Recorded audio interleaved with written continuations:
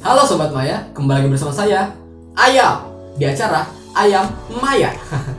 Well, some of you might have seen this meme before.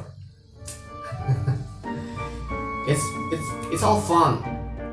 It's all funny until it actually happened. Let me tell. So last New Year's Eve, the World Health Organization received a report from China listing a suspicion of a newly found virus.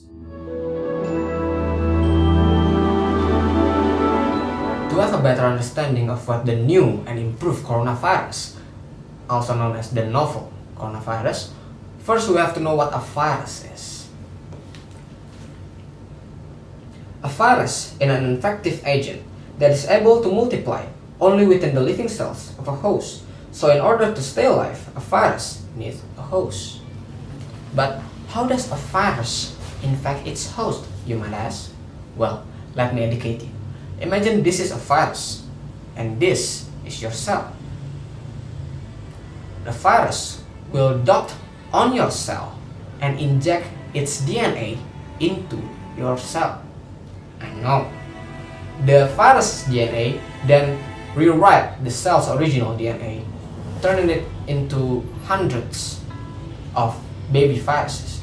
The baby viruses then push out, exploding the cell.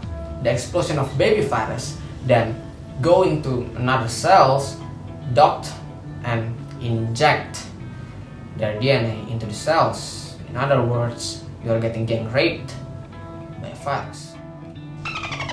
But then you ask, how does the virus get into my body in the first place, Mr. Chicken?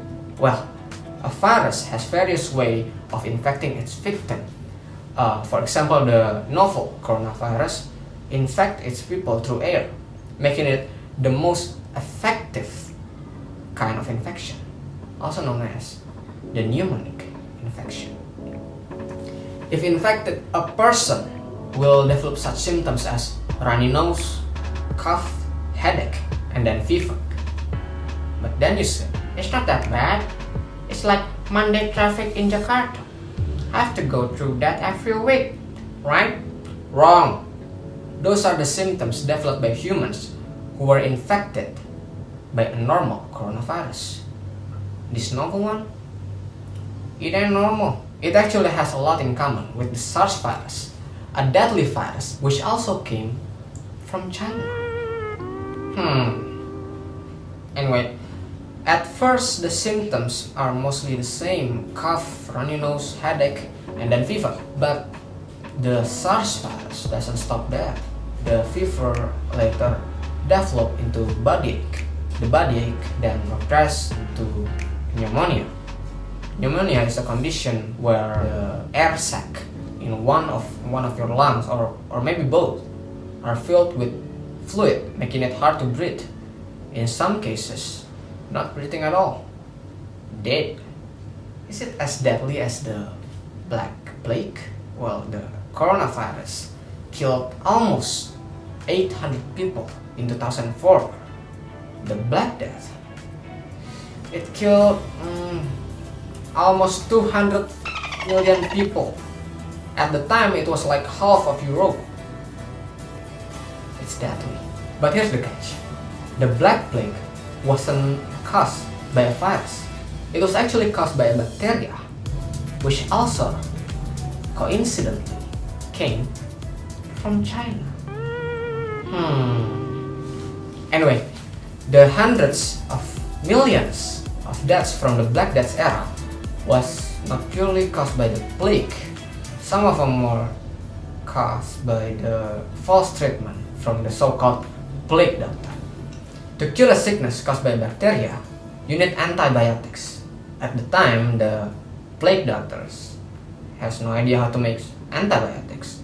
So what they did was various of stupid-looking, insanely made-up treatment that killed a lot of people. One of them was cutting open your veins and let the blood flows out, hopefully along with the sickness.